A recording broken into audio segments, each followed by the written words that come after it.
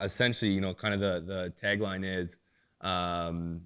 is helping entrepreneurs overcome burnout. Yeah. And take their business to the next level by mastering their health, sleep, and environment. Hey guys, welcome to the Mct podcast. Today we have a great shout out to mention. Shout out to MCRO for becoming a continuing sponsor for the podcast. So this episode and future episodes is going to be brought to you by MCRO, who enables businesses to grow through handcrafted digital solutions of the future. MCRO is a web and mobile app development studio with a competent, dedicated, and experienced team focused on solving business challenges through fast to market and producing high-performance digital products. If you're looking to turn your destructive ideas into reality or have a reliable strategic tech partner to explore options with for your existing work or for new work, reach out to us and we'll make the introduction for MCRO, and you can have the conversation over coffee or a Bone Shaker IPA, your choice. Okay, Cam, thank you, man, for coming on. So you came on right away. Like, we put up a post a few days ago saying that somebody dropped out of our on our show. Yeah. We've been booked out for the last 3 months. Solid, Yeah. Right. We started this in May, and it spiraled really quickly, and people got really interested in coming on and sharing their stories. So when a person dropped off, we put up a posting. Yeah. Hey, anyone want to come on and share their story? And you jumped on it really quickly. Really appreciate you doing that. And after talking to you after that day, we had a quick chat. I mean, you have a really cool story to talk about. Thank you.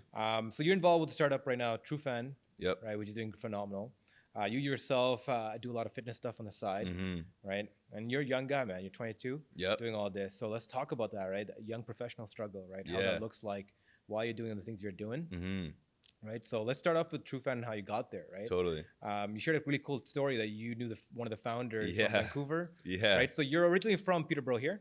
Correct. From Toronto, from the region. Yeah. And you moved after you finished university, you went to Vancouver. Yeah.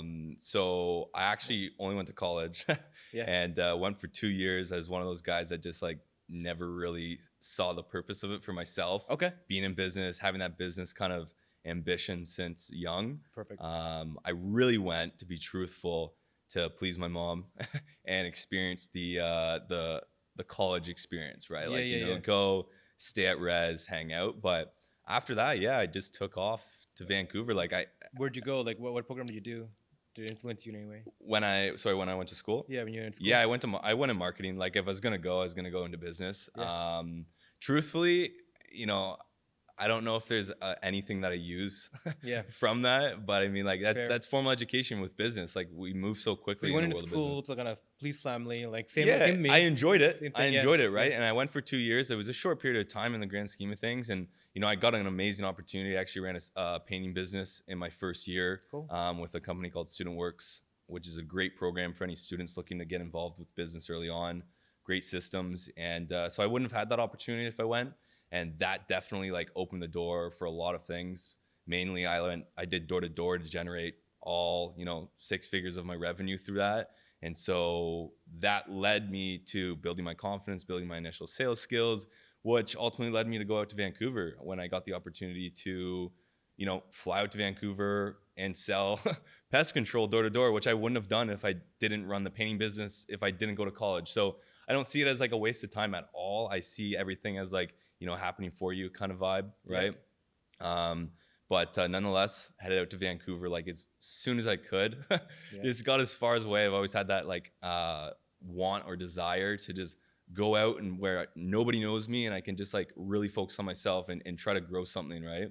And I did it in an untraditional way of doing door-to-door sales, but nonetheless, I was out in Vancouver, and that's kind of when I did meet Scott. And so I just DM'd him, who Scott is our chief growth officer at Trufan, and amazing guy. But I was growing my network out there, right? Didn't know anybody when I went out there. And I was like, hey, saw you on Swish's page, who's the CEO.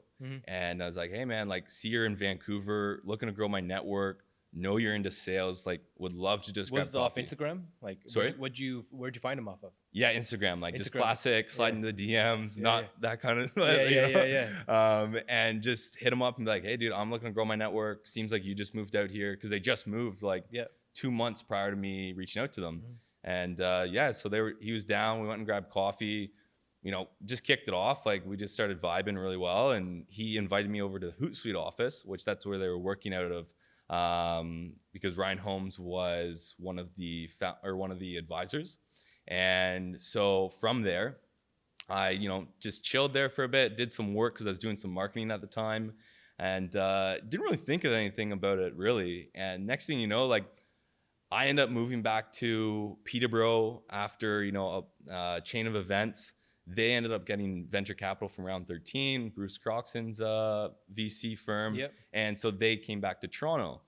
Again, not thinking much about it. This was a few months later. He reaches out to me over LinkedIn, like, hey man, love to reconnect. It's been a while. Can you come up for like a beer or something and let's reconnect?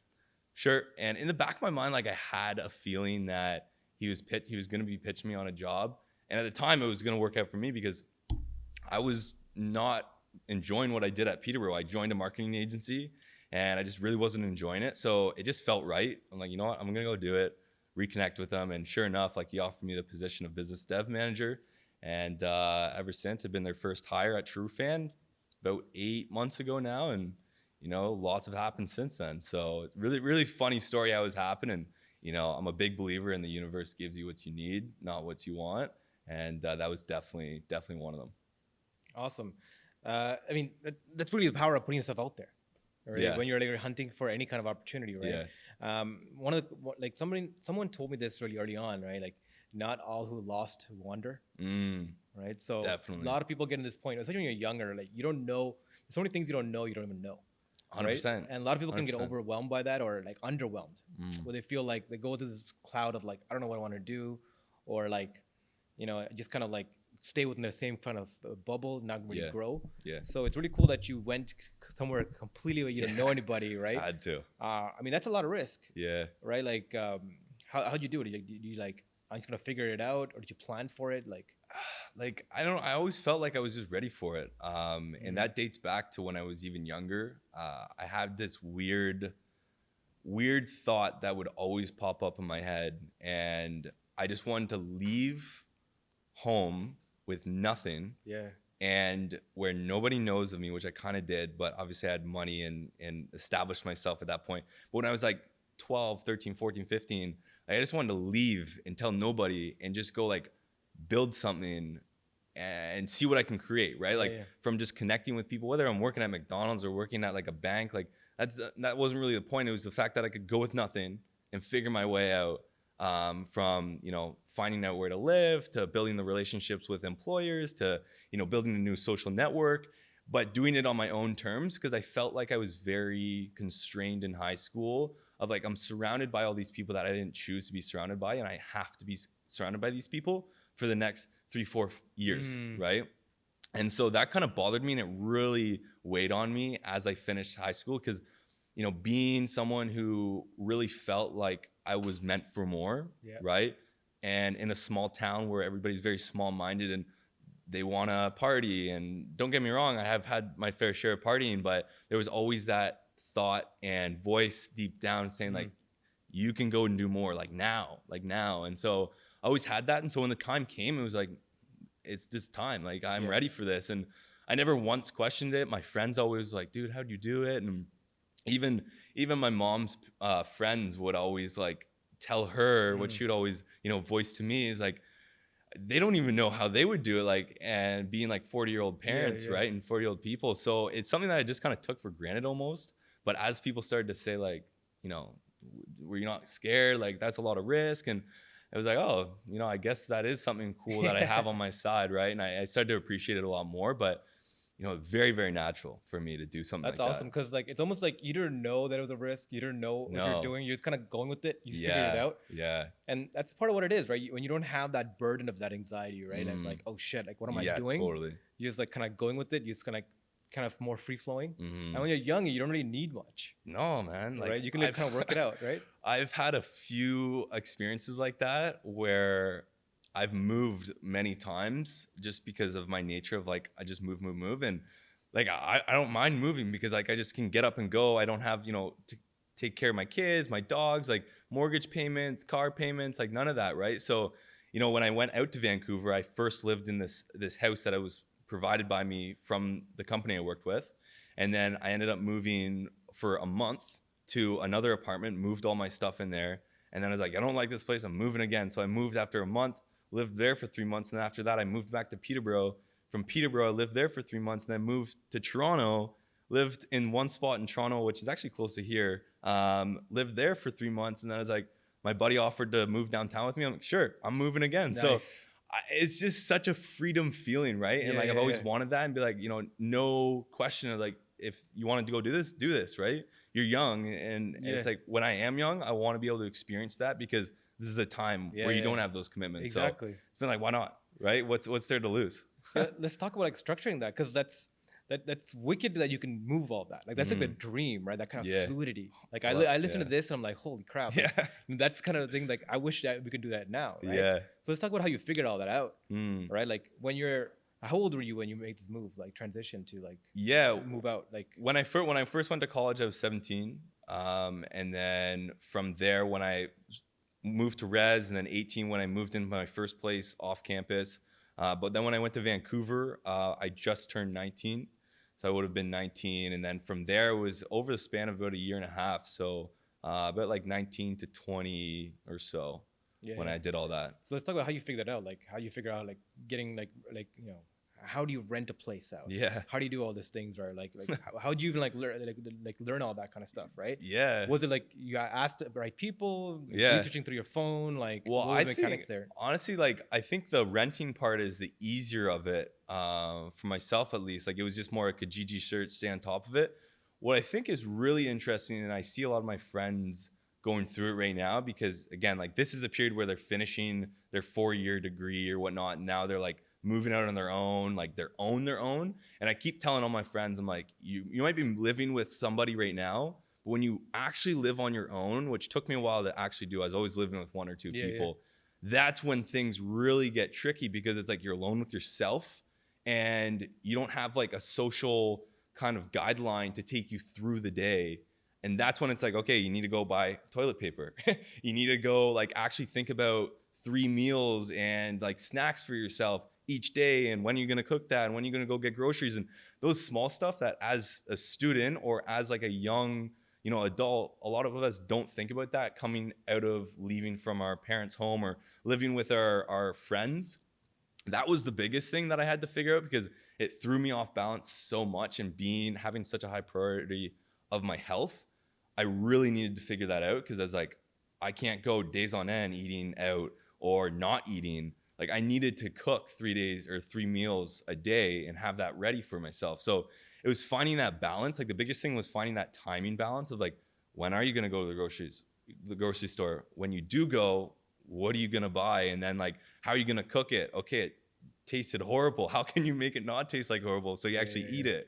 And all those like smaller things, but just like keeping yourself almost alive as you begin to like branch out. Those are the biggest things. Like finding the apartment, that was pretty easy. Just, Kijiji search. Finding the job, that was just, again, another search. But it's like yourself, like really controlling yourself and keeping that momentum going was my biggest thing, I think, from structuring all that. Yeah. No, that's really deep, man. Because like most people don't, like, you're 22, like I'm not thinking about that. Like I'm hitting 30 almost. And like, people like us are like just trying to realize how important it is to like figure out your schedule, maintain yourself. Right? Yeah. Early on, before we started this, talking about sleep and how regulating yourself, how important that is, and really working on yourself as an individual.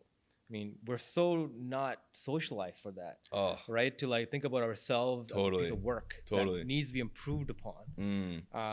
Like, what are your thoughts on that, right? Like, do you split up your day to think about yourself as an improvement piece? Like 100%. I am a huge believer in always taking time for yourself. And when I say that, I don't mean like, taking time for yourself to go and relax and like watch Netflix and go spend money and shop. Like there's a time and place for that, right? when I say, you know, take time for yourself, I just mean like always have yourself as the number one priority. I think our society, it creates this notion and this guideline or this expectation that we should always be thinking about others first, which, hey, I'm not saying you shouldn't in a lot of scenarios, right? That's what empathy is called, right? But it's so important to think about what you want first and what you need as, you know, a human, as someone that's going to work. Like, are you sacrificing a lot of travel time or, you know, family time for that, for taking this job? Is it worth it for yourself? Are you putting more stress? So for myself, I always make sure I take time for myself. And as soon as I'm grateful that I work at a startup that allows me that if I need a day or if I need an extra hour before going into the office, I can. And I love that about a startup. And I don't think I'd be able to survive in a corporate company because of that, is that I prioritize myself so much that on the days that, you know, you wake up and you're not feeling the greatest, that I'll take that hour before going into work, because I know if I do take that hour, the rest of the workday is actually going to be effective. Or what people do is they don't prioritize themselves and they go to work anyways, putting up with this feeling of what could be anxiety, depression, stress, you know, whatever's built up over the past, you know, months, if you haven't been questioning it. And they just deal with it. And then they have a really bad work day, and then their boss is on them, and it becomes this cycle. Spiral, yeah. Right. And that's something I actually talk about with my business Leverage Living, which helps entrepreneurs overcome burnout. And it's this entrepreneurial burnout cycle. Yeah. And I've identified it sheerly through my own experiences. And really, it comes down to a bunch of different factors, but all of them are very interconnected. So if you don't just stop and take those times for yourself, like Sunday today, great opportunity for myself. Like after this, I'm going to go home, chill out, plan my day, review like my finances, review how my past week went. Like I track all my sleep, track all my eating, track my meditation. Like I go back and review all that to ensure like, how was the week for me? What caused me to not meditate? What caused me to sleep poorly? How was I feeling when I ate these meals, right? And so that was a big thing for me, is taking that time for myself. And when I don't, it's very noticeable. And so coming back to this entrepreneurial cycle that I've kind of figured out and identified, it really comes down to sleep. It comes down to being active every day. It comes down to mindfulness and meditation and being grateful and not getting so caught up in those small, minute tasks and problems, like people cutting you off in traffic, or, you know, you miss the subway, those small things. And then it comes down to work performance and moving throughout the day. So there's so many different things that it comes into play, that if you aren't taking those breaks, this burnout continuously happens, and you think you'll get out of it, but your actions haven't changed. It's just you've recovered a little bit, but your actions aren't changing. So how can you expect to get out of the cycle? So huge believer in prioritizing yourself over almost everything, like everything. Yeah. I really like how you're talking about burnout, like as like emotional debt. It's like it accumulates over time, and if it's not dealt with, it just spirals and it builds upon itself. It just builds there, right? So let's talk about burnout, what that looks like. Like, how do you identify that? I think the first thing is it comes in many different forms. You know, it can come in emotional, it can come as physical, it can come from your career. Maybe your career's, you know, going down the hill, right? Like who knows, there could be a recession right now. That could look at like burnout. So it comes in many different ways, but there's a lot of different areas of your life. Like I just mentioned, the four main ones is, you know, your stress management, your mindfulness, your nutrition, your training, and your sleep. Like those are the four main areas that I can look at somebody and be like, there's something probably going on here, and I can identify if you're having burnout, right? You're sleeping. Like, are you sleeping less than 8 hours a day, right? You can go, and I'm not saying you can't sleep less than 8 hours a day.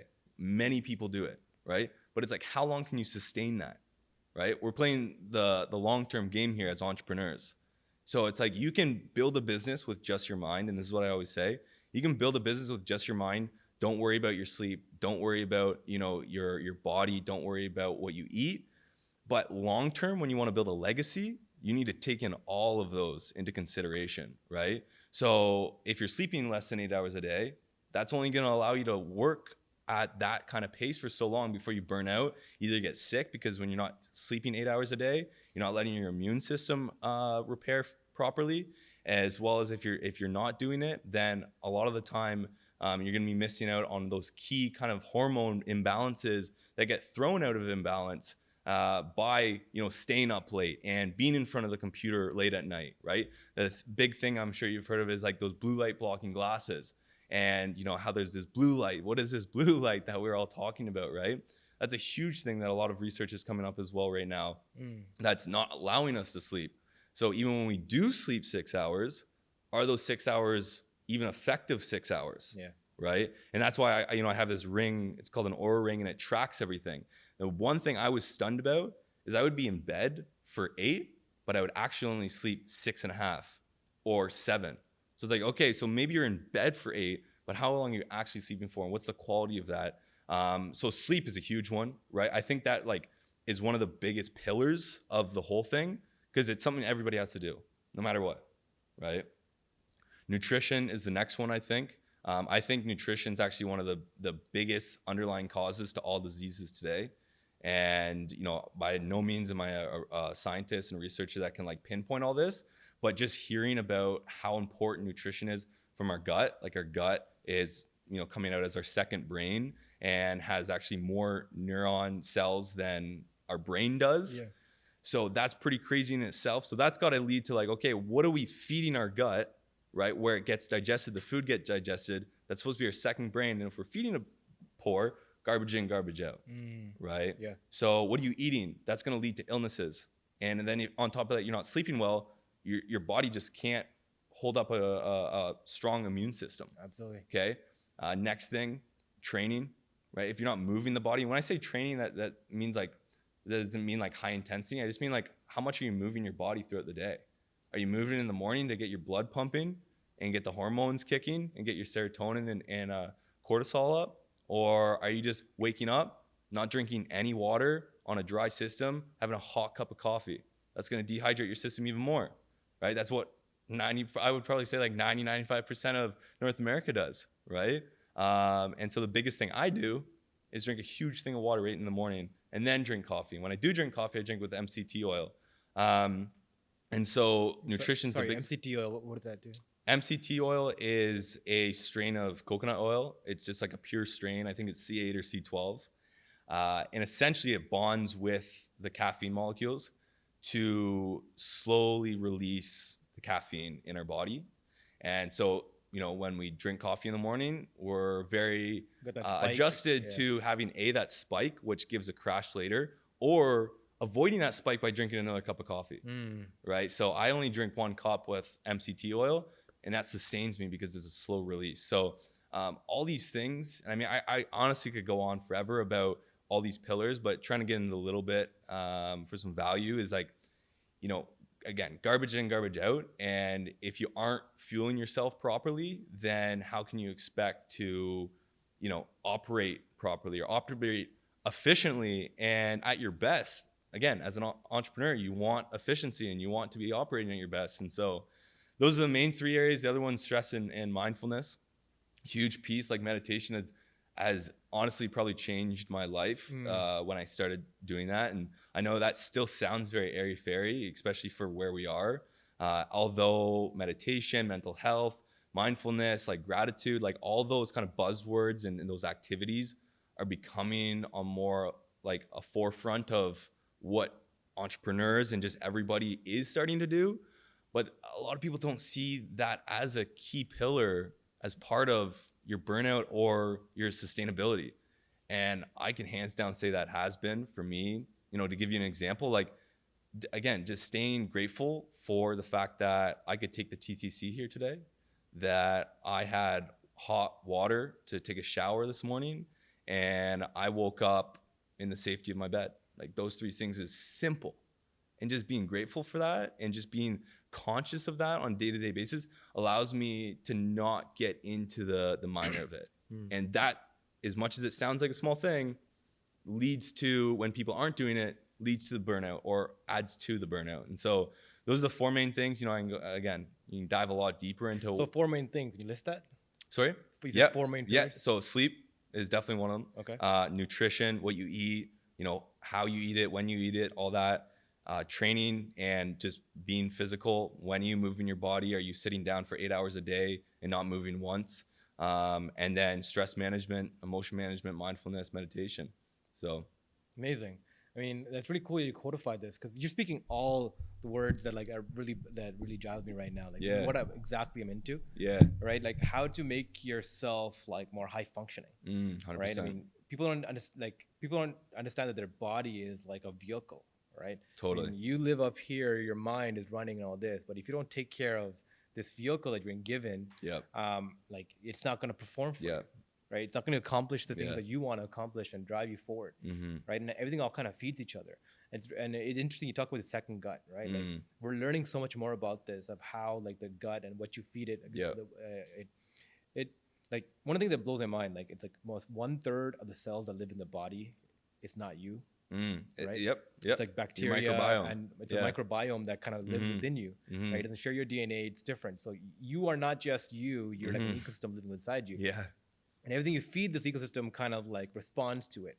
So before we were talking, our previous guest, about like how people you surround yourself with affects you, but this biome kind of affects you as well. So it's interesting about like the studies coming out of especially your stomach, right? Stuff you eat, the biome that you accumulate. So when you have sugar cravings, right, this is the craziest thing. The sugar cravings, it's not actually you. 100%. It's a bacteria living there, craving it. They secrete a substance that stimulates your nervous system. It's about 1/3 of like the amount of like neurons you have in your brain. There's almost about 1/3 of that kind of capacity in your stomach. Because second brain means it's an actual nervous system down there. And it interfaces with this biome in there. And when it craves things, it tells you to crave it. So that 100%. Craving that, you have Tim Hortons donut and these kind of things that are almost commercialized and pushed to you, it's actually meant for that biome. Totally. Right. And it kind of blows my mind to think about that. 100%. And by just changing your diet, you can change that biome so you no longer crave that sugar. Because it might benefit that biome, but not you as a person. Right. And like I think Joe Rogan talks a lot about this. Like he really got my mind into this, where he's like he moved in from a sugar and carbohydrate based diet, which everyone's all accustomed to, right, which is like tastes good, easy to make, all that, to more fat based, right, or where actually saturated fats and fats being actually good for you, 100%, and that changed his biome. So the body went from burning sugar to burning fats. So the fats will come in but get burned off. And the body's used to burning it off. And it does no longer crave sugar, right? And it's changed his biochemistry and made him more effective, right? And it's interesting that, there's so much little thought that people really put about this. Right? And it's insane. So my next question is like knowing, like, so before we even get into that, right? Like one of the coolest things about this is the parallels between Hinduism. Like me, I was raised, like I was born into Hinduism, but I was raised as an atheist, right? So I never got to experience it. I had a lot of friends who were Hindu, so I got exposure to them. And one of the craziest things about this, right, like the idea of like diet. So we know now, like veganism, like vegetarianism, the main benefits of going to a vegetarian plant-based diet, especially, is not just a plant-based diet, but the change in diet. Right? Going on the keto diet, the paleo diet, the Mediterranean diet. It's not the diet you choose; it's about changing your diet. That changes, reflects your body chemistry, and people have an spike of like positivity based off of that, and they miscorrelate that and go down that diet, which can over long term negatively affect them, right? 100%. And Hinduism preaches that, like Hinduism built into it. Hinduism as a not more a religion, but as a culture.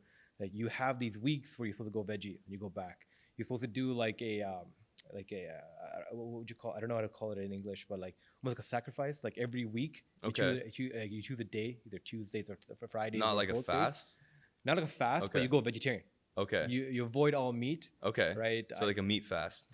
Pretty much. Right. You pretty much go to vegetarian for the day, and it's kind of like an atonement kind of thing. Right. And part of that is supposed to be good for you. It's not meant to be for like God or anything. It's meant to be good for the person. Right. And then there's weeks where you're supposed to do a fast. You go not a food fast, but change of diet. You eat this different kind of materials. Right. You avoid the meats. And the whole point of that actually goes back to science of changing your diet Yep. back, like, intermediately, Mhm. once in a while, has positive effects for you. 100%. Right? And so like it's something I'm self-discovering, right, through my community, is that like Hinduism is being one of the oldest religions, is built off sciences Right. that turned into more mystified Right. kind of a system. And I'm learning that now too, like researching back into this, like Yeah. the science between that. And now that like things like yoga and like the Eastern practices now are being coming into Western culture. Yep. These practices are coming in and now being rediscovered, Yeah. right? Yeah. And being like, oh, this is the science behind it. Whereas originally it started off as a science that over a period of dark age, right, got turned into like a mysticism Mhm. that's now being rediscovered. Totally. So it's interesting how like the cycle of 100%. the culture repeats itself, right? Yep. But now I'm thinking like, how can we infuse technology into this, right? Mm. If we really want to become like super soldiers, like be Yeah. finally like attuned, right? So Yeah. you're like a well-oiled machine, right? So Mhm. you wake up and you're ready to go, like you Mhm. feel energized, you're not feeling lazy, like you're accomplishing your goals, Totally. you're out there achieving the milestones you want, you're being there for your family, you're providing Totally. the energy you want, you need Yeah. to sustain yourself. I mean, that's forward-thinking mentality, 100%. right? Of understanding yourself. and doing that. 100%. How can we use technology to do that? I mean, you talked about the ring you use to Yeah. collect data, right? Yeah. I mean, why aren't we institutionalizing this on a more wide scoping scope thing? I mean, a lot of companies are doing this now Yeah. with these tools. Yeah. But like, how could we like, use the data that we can collect Mhm. from ourselves Mhm. and have build systems that can tell us how to improve ourselves? Totally. Totally. How can we like disperse that knowledge, For sure. right, to make people more effective, right? Yeah. I think this is really the next wave of like the health sciences. 100%. Right. I think you said something funny there that it's like, why aren't we doing it? Well, I'm a big believer in that. At the end of the day, the government doesn't want us to get that much better. Yeah, You know what I right. mean? They want to keep us in a certain spot. So Yeah. I think this stuff, the only reason that it's becoming so popular and the science behind the gut is becoming so popular is because they don't have any choice, right? And I won't get too much into that, but Yeah. it's funny you mentioned that.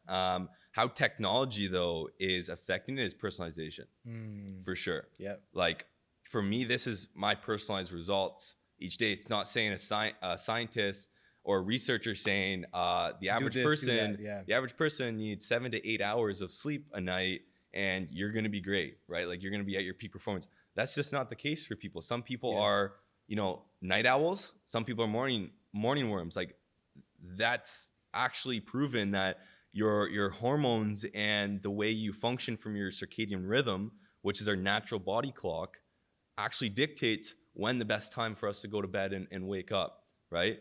And so it's like, how can we really know that until we bring technology into the picture? Some kind of, not necessarily technology, but something that can track it, which the easiest thing to do so is technology. Because for me, I don't use anything too deep on a day-to-day besides my ring and besides like literally a Google sheet that I track everything with. But something that I have been into, and I'm actually in the midst of doing some more testing, is there's something called a Viome test. It's a gut intelligence test. And so when I first learned about the gut, and it was like everybody's is different, everybody's like your own fingerprint, no two people are the same. Coming back to the Canada Food Guide, it's like, well, who's Canada to say that I'm supposed to be eating this and this is the best for me? More grains and veggies, less meat, whatever. It's like, well, let me actually figure out what my gut is. And so the Viome gut intelligence test, I took it. You give them some DNA, they analyze the result, and they actually give you a list of your superfoods, the foods that is okay to eat, foods that you should minimize, and foods that you should completely avoid for yourself. That is only just going to upset your body and not do well. And then obviously on the top end of the thing, foods that are actually going to enhance you and really allow you to thrive and move as a well-oiled machine. Other things it told you kind of what supplements you should be taking and how's your current kind of setup of your microbiome, like is it bad or good? And quite honestly, I've been eating for what I like to think well for a while now, pretty whole foods. Like I'll eat out sometimes, I'm not going to deny that, but the foods I do eat are pretty healthy, organic, but also the high fats, low sugar, more complex carbs over simple carbs. But the results actually came back like pretty bad for my actual gut where it currently was, because what I was eating doesn't necessarily say like it's good for myself. And so it comes down to personalization, and technology is driving that. And I'm taking another one that's called DNA Fit. that looks into my physical performance and all the vitamins and minerals, and what am I like good at in terms of the levels, and what am I deficient in, and what minerals is a hard time for my body to absorb. Again, coming back to personalization and technology. So I think there's a few things that you can be doing, and there's a ton more. Like obviously the Oura Ring's basic with sleep tracking, and it only covers sleep tracking and heart rate. Then, you know, you have your Apple Watch that does, you know, steps. Your phone does steps. There's other tech that looks at like instant heart rate monitoring, that when you're in the gym, you can actually like get to the level that you need to be training at to actually create a good workout and move your body enough to put it into a metabolic state. There's like a magic number of like the heart rate. Yeah, right? there's this range, there's a top and bottom range that once you hit this first one, you can sustain it for so long. And then once you hit the second one, you only can sustain it for like 10 to 30 minutes. And you want to stay in between that range when you're working out. If you're looking to put yourself in a more of a metabolic state that's really burning, that state is really hard to achieve if you're just like, you know, working out here and then taking a rest, and because you don't really know your live heart rate, so you can't really guess that. So that's why that's good. But I love the fact how much technology is coming into the health field, which I think for a lot of people seems foreign, because this is like cold hard robot and like we're soft human. But at the end of the day, like it's gonna make us a better human to let us live longer. And before, we're becoming a more proactive society, where like before, medical science is all reactive. You break your leg, you go to the hospital. You get ill, you go get the doctor to give you a subscription for antibiotics. Well, antibiotics is like one of the worst things we could actually be doing for our gut right now. So it's like, why don't we just keep our gut healthy so we don't get sick, right? And we're showing ourselves how to do that by like treating the gut well. How do we treat the gut well?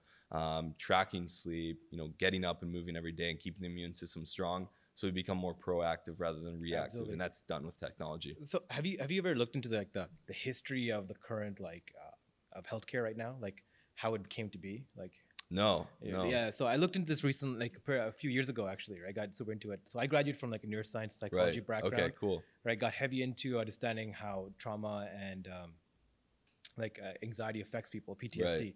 That's what I wanted to study. Right. And that's how like I got like the actual biochemical components, understanding to how the body works. Okay. At a base level, and then that kind of built my knowledge. Right. One of the interesting is like, how did this industry kind of form of health, right? And it's super interesting because like before the pharmaceutical industry came around and codified medicine into like, oh, you have this, perfect, take this pill. You have this, do this, right? Before that, it was holistic medicine, right? So before like the 1920s, 1930s, like the pharmaceutical industry was really built as a marriage between like Wall Street and oil money, right? They decided they had all this capital. They're like, what can we do? They built this the industry, right, codify health. Yeah, that doesn't surprise me, right?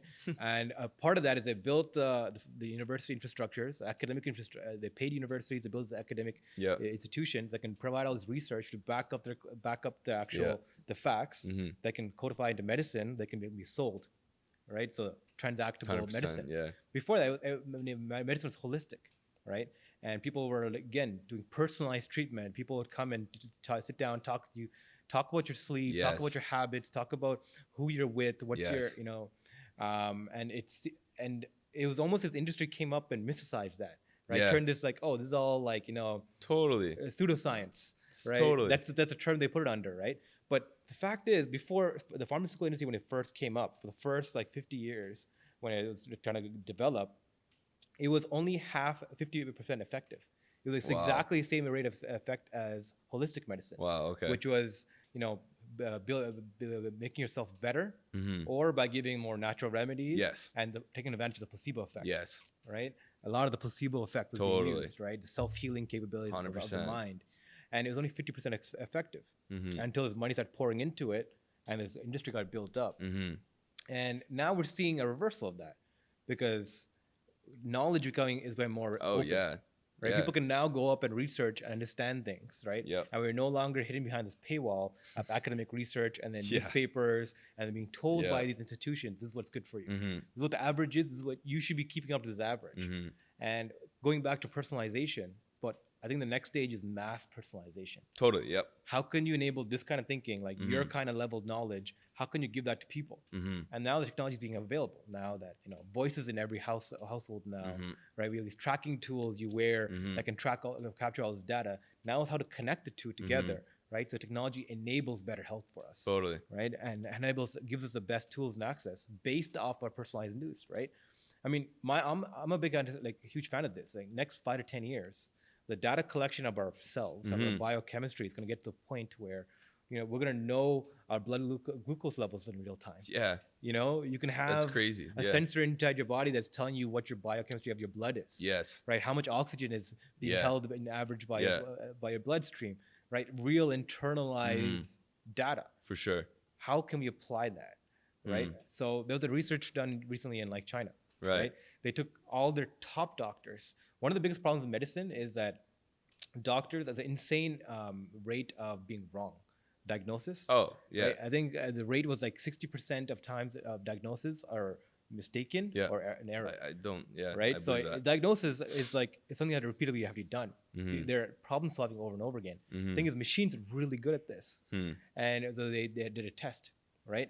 The top doctors in the country versus an algorithm that can go through and diagnose. And the algorithm won. Interesting. Right? Yeah. But now we're getting, in the next few years, we're going to get to a point where these algorithms can now have more access to data, more personalized access to data, right? Yes. So I'm interested in seeing what kind of develops in the medtech kind of industry where it allows for mass personalized of exactly what you're talking about, right? Customized from me based off who I am, what's the best way to keep myself in shape, in best physical form, and to achieve the things that I want to achieve, right? And this goes back to the ethos of like, how can we get technology to be enabling the pieces to help us, to enable the individual, rather than being used to control us. Imagine this technology being used now in the reverse. For the bigger companies feel like, understand the health of the people, and now they can have access to figure as a diagnosis tool for them to sell things. Right. Totally. It being a symptom generator to sell different things too. More systematic way. That's how technology is being developed right now, because all the money is coming from these huge institutions, right?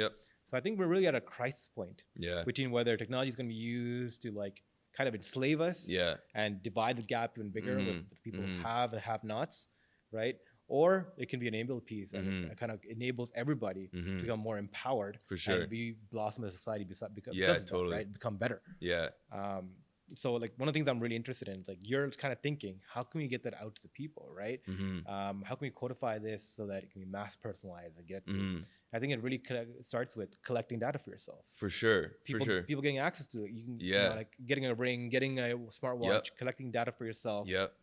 Right. And then providing tools that can do this, right? Yeah. Well, I think the biggest thing with that is the first notion of collecting data is bad. Going back last year with Cambridge Analytica, that's just put such a negative connotation on data. And for me, being in marketing and being in business, I see being able to collect data as a great thing. Right?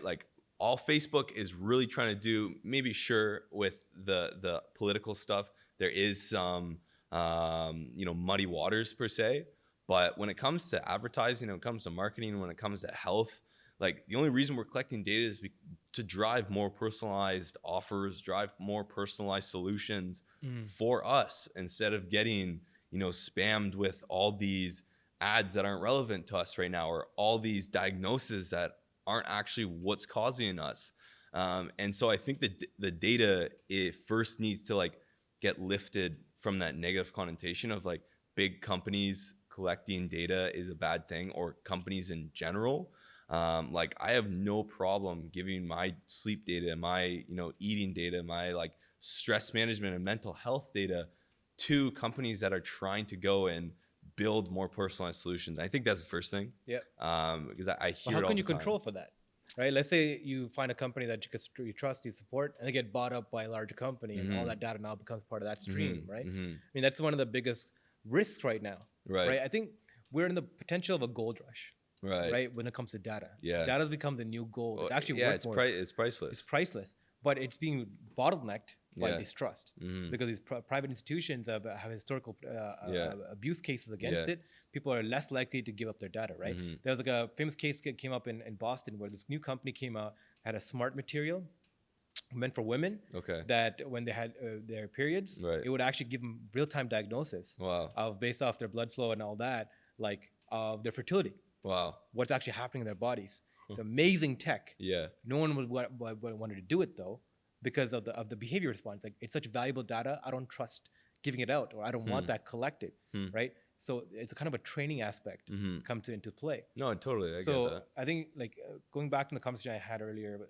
before with the previous guest, like the idea of institution building, right? Creating new types of institutions like will provide new types of trust, Right. So I got really obsessed lately with this kind of idea of it's called a decentralized autonomous organizations, Okay. right? These are different types like of kind of like a corporation. So Sounds rather like a than blockchain tech. kind of like a blockchain kind of promoted this, Yeah. right? But it's kind of an idea that's been floating around for a while. It's like, how do you make an organization like really free, right? Like really like the biggest problem with the organization, like corporations, is they're very hierarchical, right? Right. People at top disproportionately gain more than the people at the bottom. But how can you create institutions that can benefit people and scale, right? In mass. So how can you make institutions where everyone's kind of a shareholder, Right. right? And the machines run it, Right. and it benefits everybody. Right. So a system like this, right, where we all connect to provide our data, our personalized data, where all the watches, the smart information that collects all this data gets codified, put in the system, right? The more information, more we feed the system, the more valuable it becomes. But we all own it, but it's all run by machines, and we understand how the algorithm functions. Interesting. So we trust it, Right. right? And because it's all open, everyone owns it, we're willing to provide for it. Yes. And because we give it all this value, it provides back to us. Yeah. Right. It's a new type of way of institution building. Totally. Right. So these dApps they call, right, like are applications that are built to be decentralized and autonomous and run on themselves. Very interesting. People are trying to figure out how to build this. Yeah. And it's something I've been following for a lot, because if we can get this kind of going, right, it can be a new way of connecting and building things together. Totally. That doesn't disproportionately like promote one person versus the other. Yeah. Right. Yeah. Everyone gets what they get out of it, what they put into it. Yeah. I think that is going to be leaking into every way of life, right? Like I just mentioned, the blockchain. Yeah. Like I'm a big believer that at some point that's going to take over, centralized currency and fiat. It's just bound to happen. Like the way we are moving is a way that like we are going to put our trust into Systems. into systems essentially, right? So I'm a huge believer in that, and like I have my money in like crypto because it's like at some point it's gonna happen. Maybe it might not be for another 10 years, but it will happen. Like the actual concept of it, maybe the technology isn't there right now, but the concept, what you're just talking about, is the thing that really matters when we're talking about this and whether it's gonna work or not. And it's like we're done with being held captive by 2-3 large corporations, a government, and doing what they say, right? The faceless entities, right? Yeah. Like kind of interact. And I think the whole promise of crypto, I think interesting enough, I think it's a backup plan. I think it's a great backup plan. Okay, it was built on distrust of the current financial system. Yeah. Which is built by the few and the haves, right? So it's just like the crypto network is kind of the backup. And every time the financial crisis happens on like the mainstream financial markets, the crypto markets kind of pop up, right? So it's interesting to see like what's going to happen if it's going to take like a financial collapse to actually make a crypto economy boom. Yeah, I think so. Or if it's just going to equalize amongst each other. Yeah. Right. When one goes down, the other one pumps up. Yeah. Kind of fill in a route, right? Because one of the interesting things about technology is that when you invent something, when you put it out somewhere, it doesn't disappear. No. Right. Like you can go right on Amazon, I think right now, or eBay, and find like a farm contract, like a compactor, or like a plow that was invented in 1820s, right? Built exactly like how it was built in 1820s. That's true. Same parts and all that kind of stuff, right?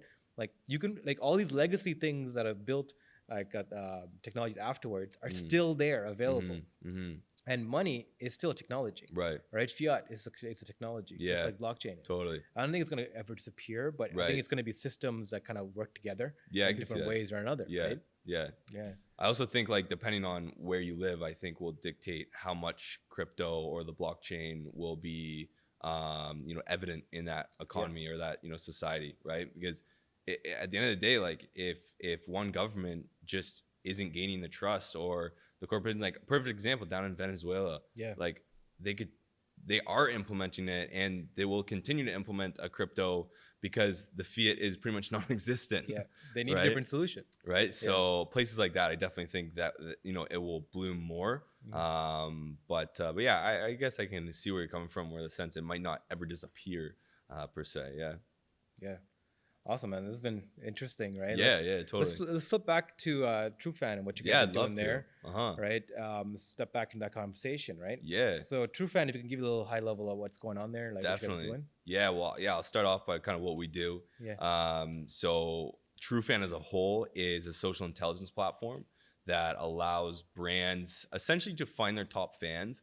But what that's really transitioned into is helping brands build grassroots communities that is made up of these, super fans and micro influencers, to essentially take that kind of like word of mouth marketing that is typically an offline thing to a very online, organic presence, that they can do it in a grassroots manner, right? So we give you the data, and then allow you to go and capitalize on it and build relationships with these key people. Yeah. So that's what Trufan is.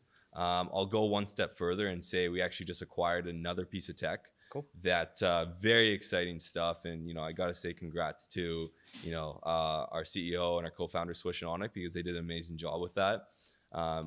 Buying this tech called Social Rank. It's been around the space for about 5 years now.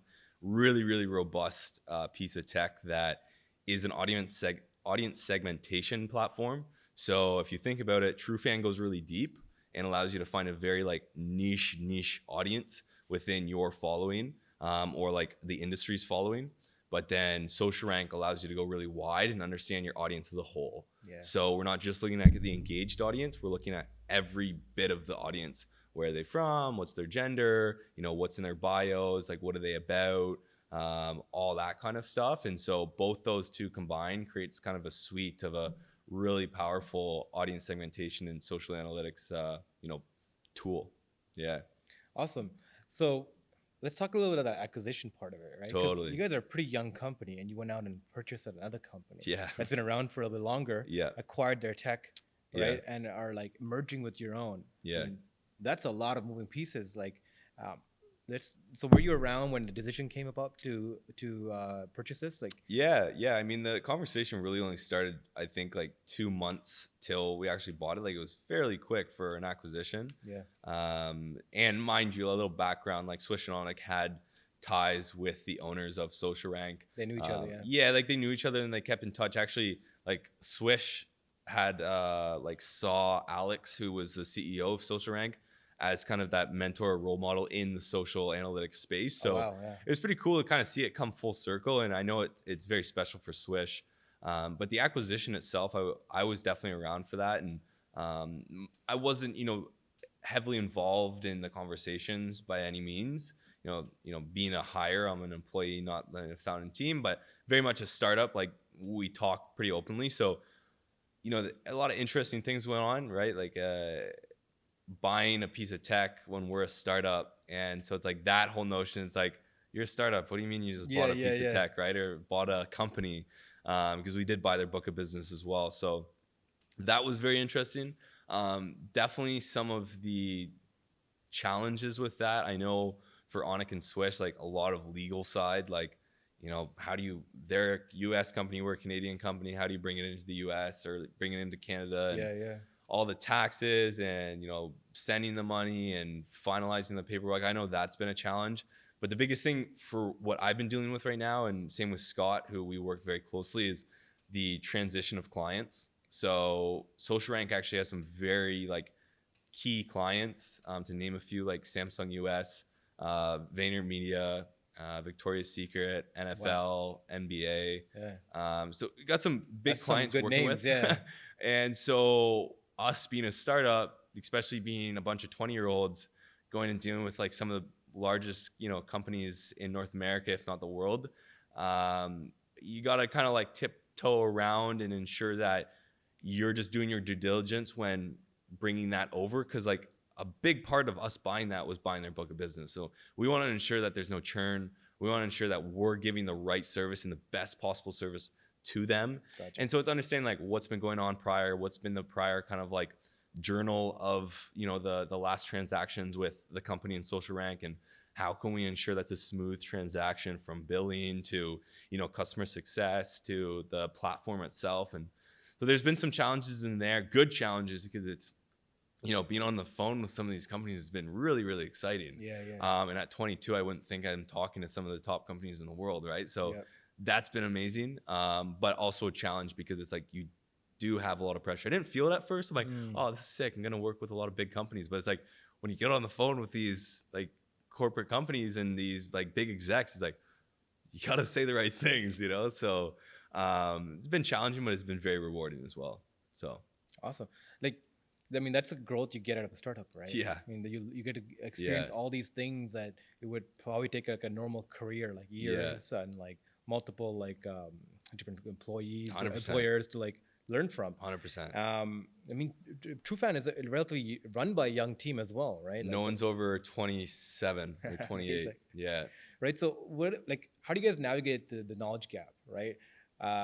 When you're so young and you're dealing with all these different things that some most likely you haven't, of course, done before, like a merger, an acquisition, things like that. How do you navigate all that? Yeah. Right. Like, yeah, it's a great question. The cool thing about what we're doing is it's in a space that is fairly unknown to begin with. Not like the acquisition and the business side of things, but what we're doing as a company with social analytics and influencer marketing and brand building from a social standpoint, that's still very new. Yep. Like, you know, social's been around for a while now, but especially from the standpoint of like understanding what's going on from social, like people have been using social and there's been very minor tools to understand what's going on, but there hasn't been the depth on what we're taking on today and leading really the social world from an analytics standpoint. And so it's been cool because we're almost merging our knowledge gap with like the world's knowledge gap.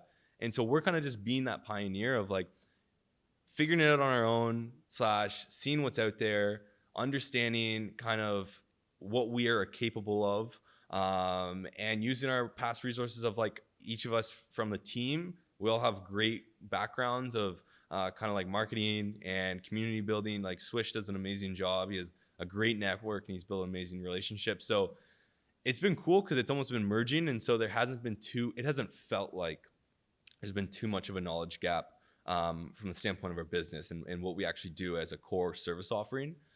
From the acquisition, again, like I gotta credit again Onik and Swish a lot of this because they have surrounded themselves with a lot of amazing mentors and people that have helped them get through that. You know, at 22, both of them are 22, like myself. Like, how do you know what to do with an acquisition? Yeah, you know what I mean. You'll hear that on like TV, like company A buying company B for X million dollars. Yeah. So when you actually are inside a company experiencing it, you're like, oh, what is actually going on? And so for me, like the things I saw were, you know, just a ton of legal stuff. Like you just pretty much stand beside your lawyer and be like, this is what we need, right? Yeah. Just because there's, you know, so much implications when there's so much money being transferred, so much assets and liabilities being transferred. Like it's just all legal thing really from the standpoint of the business and the relationships.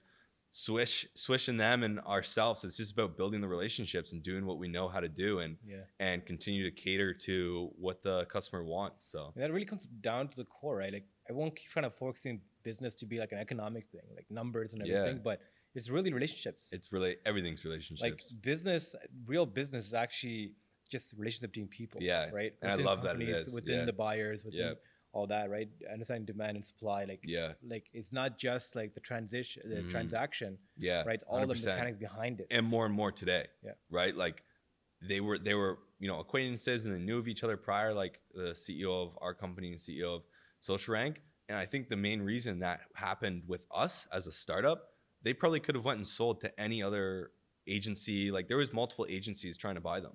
Why'd they choose us? Relationships. Right. Absolutely. So, and more as like, that's what really really builds our society as, social media becomes more of like the way we do interact with everybody. Relationships, who can build the best relationships and cater to them. Yeah. And I mean, this goes back to kind of the things we touched on, right? Like, I think like technology is like really flattening out the playing field. But before, everyone used to like, I'm gonna go get this job at this corporation or with the government. Be a cog in this machine. It'll give me income. Now people are becoming more going back to hunter gatherer or like farming kind of communities where everyone's kind of taking care of themselves. That entrepreneur, I see. I don't know if that's what you're alluding to, but definitely an entrepreneur kind of thing where like people are coming into organizations and innovating within the organizations a lot more and kind of doing it for themselves. So I'm like, I see myself as a business. Whether I'm working at Trufan, whether I'm, doing health consulting with Leverage Living. Absolutely.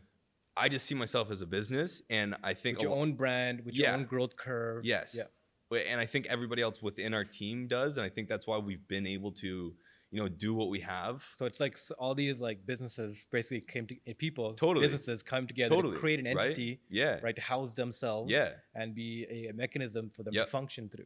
And I'm offering a service to the entity. Scott's offering another service. Swish is offering another service. And together you're raising the roof 100%. of this barn, right? Like 100%, together. And creating this entity that can produce for you, right? And that's one of the interesting things about what's going on right now with innovation and like the innovation economy, right? It's like going back to like people living in towns building these farms, coming together and building these two entities that can sustain them. I mean, like I'm talking, I want to build the infrastructure that can help support this. Kind of what this podcast is for, right? To get stories like yours out that gets followers and listeners, but also encourage other people to come in and get their stories out. So it becomes a platform, sandwiching them on top of each other.